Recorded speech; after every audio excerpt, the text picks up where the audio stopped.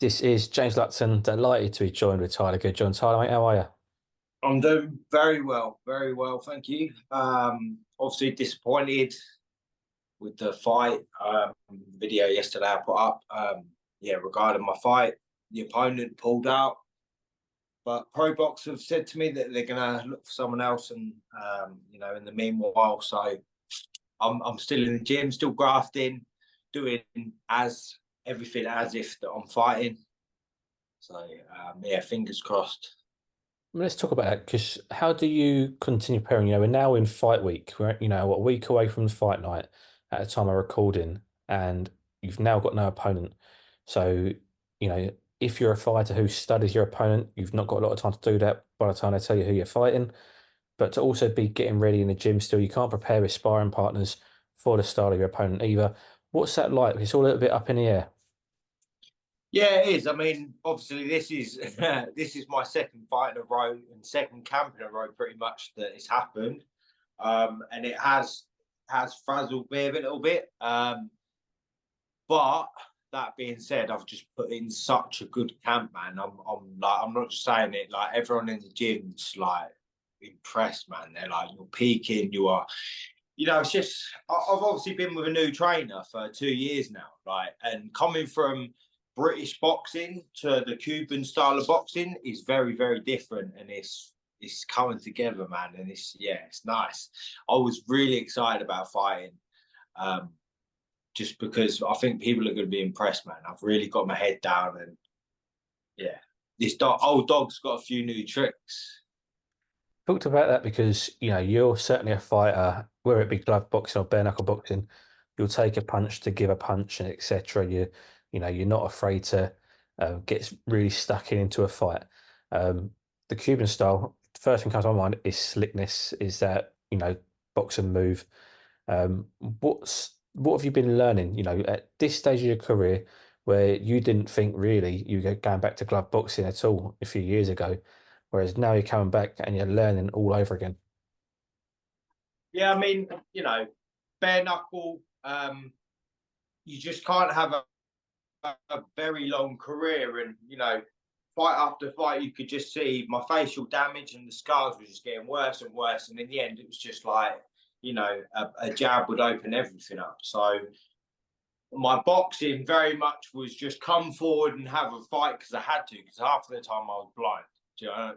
Literally, you weren't allowed adrenaline in the corners to stop the flow of the blood. So if my eye wasn't swollen over, it was drenched in blood. So I just come forward, balls to the wall, give the fans what they wanted, and I'm proud of that. I love that. But that being said, I was a junior ABA champion as an amateur, and I was English professional boxing champion. And if you watch my fight against Ricky Boylan, mate, I mean, not just saying it, I've got moves. I really have got moves, and I boxed that night because I had to, because I got a bad cut. And I remember my trainer at the time, Peter Sims, just saying, "Look, you need to get on your bike here and stay away, get him on the jab, counter." And I did that, and everyone was like, "Wow, yeah, you can really box." But like I said, the bare knuckle, I sort of had to go back to just going forward, brawn.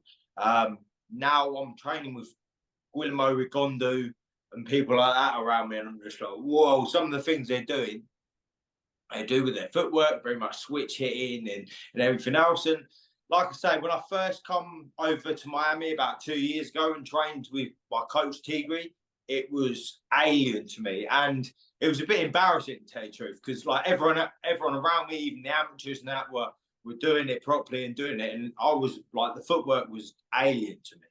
It really was. But just over time, like I say, I'm like nearly 2 years with him now, every day. It's this is what boxing is. It's not an overnight process. Do you know what I mean? Even at my age, my experience, it's took me 2 years to really come to terms with the footwork. I I have very good head movement, so I like to rely on my head movement a little bit too much at times, and I'll stay there in the pocket. Now I have good head movement and I have good footwork. So yeah, it's exciting for me at this age to be learning new stuff is awesome. Are we going to see a whole new Tyler Goodjohn, Tyler Goodjohn 3.0? We've seen the glove boxing young man. We've seen the bare knuckle warrior. Are we now about to see the Cuban Tyler Goodjohn? I mean, look, it's one thing about me, and hold my hands up to, and this is why people are world champions, is that when I get hit or if I get cut, I like to fight. I can get drawn into a fight too easy. I can, and there's part of me that never wants that to go.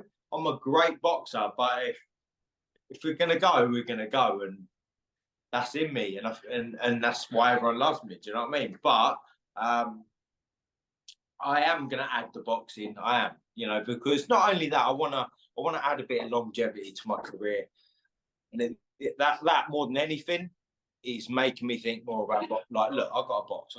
I can't just go in there for the fans all the time, having a tear up. It's got to be a bit of longevity, especially to the boxing now. I want to stay active, man.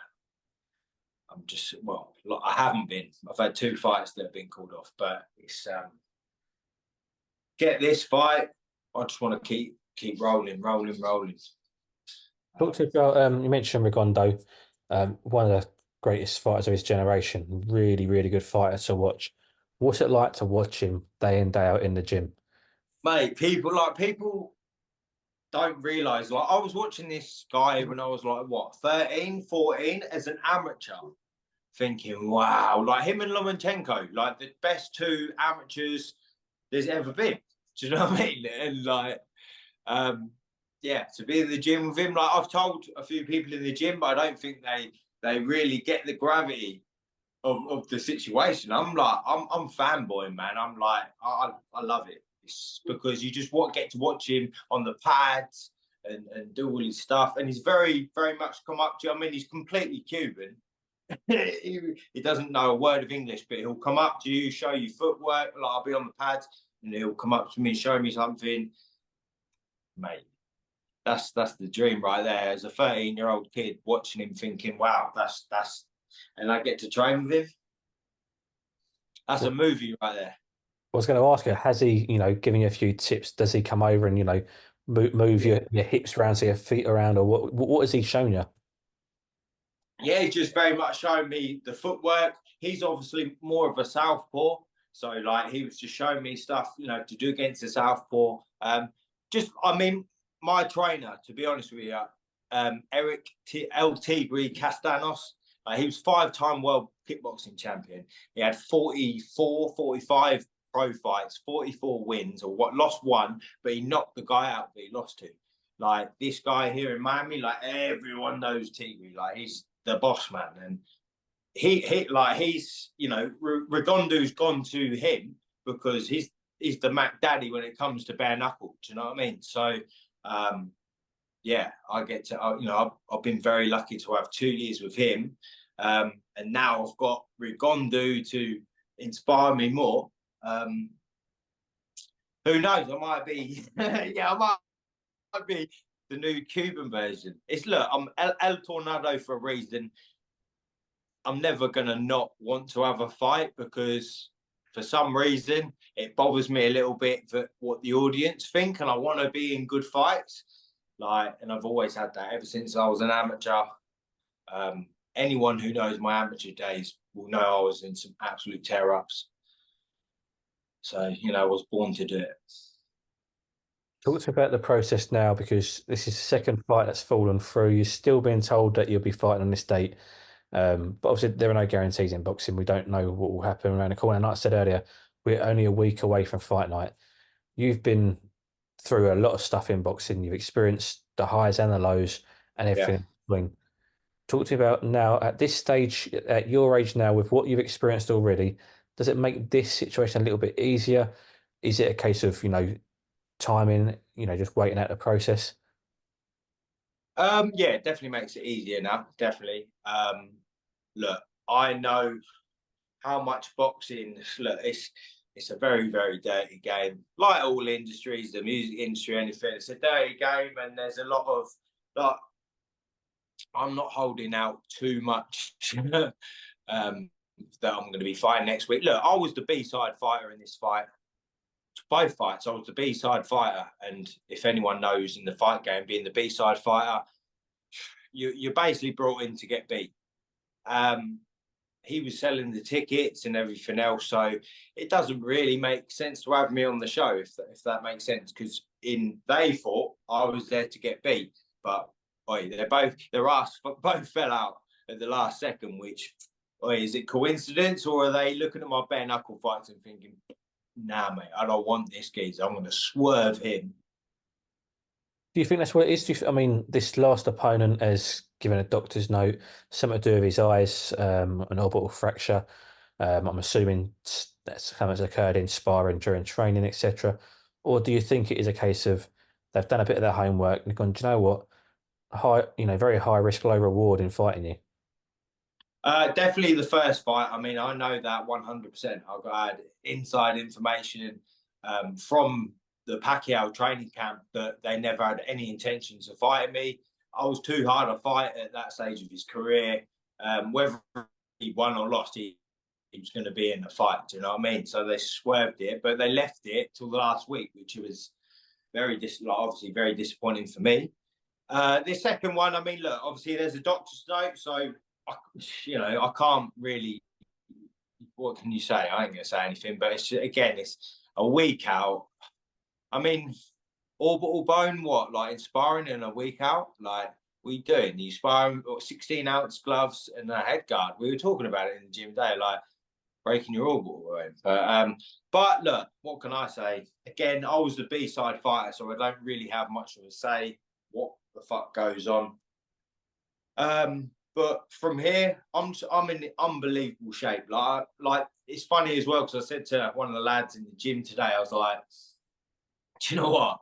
This is the first training camp I've ever got to like a week out, and I just feel unbelievable. I feel great. Like I'm not fed up with training. It's just I feel great. Like I done 6 shadow a day, 6 bag, 3 on the pads, and 3 sparring. And that's a week out from a fight. I'm firing, man. Like I've really got my weight down early and done everything properly. So that's the disappointing thing, but we just got to keep it moving, ain't you? Like you don't have any other choice. But it's coming. What's the plan from here then? Let's say if you don't get a fight next week, or you do, regardless of what happens next week, are you still looking at getting fights? Say with pro boxers, your way fighter. Could you look at other promotional outfits? Have you got a team out there looking for yourself? What's your situation like that? Yeah, so I'm managing myself. So obviously, I've been in touch with a woman manager here in Florida. She does work with Top Rank and ESPN, and we're going to meet and we're going to speak. Yeah, it's just for me now. It's very hard without a manager, man. You know what I mean? I'm just here. I'm trying to take the hardest fights I could probably choose, and they're still falling through. So there's got to be a manager somewhere down the line. I think, I've really tried to do my thing by myself for a while, but yeah, it's hard out here, especially in America. It's huge, and I'd love to go fight in Vegas, New York. I mean, this is what this manager I'm speaking to at the moment, they're sort of saying about fighting in New York, which, I'm well up for that. Do you know what I mean? I'm in a good place, man. I'm training really well. So it's just about when opportunity knocks, isn't it? Absolutely. Well, Tyler, we'll leave it there. Thank you very much for your time. Fingers crossed for yourself. Something comes up and you get an opponent for next week. If not, if it happens for a reason, mate, it's coming, like you say. It's coming. It's coming. Absolutely. Top man. Thank you, man.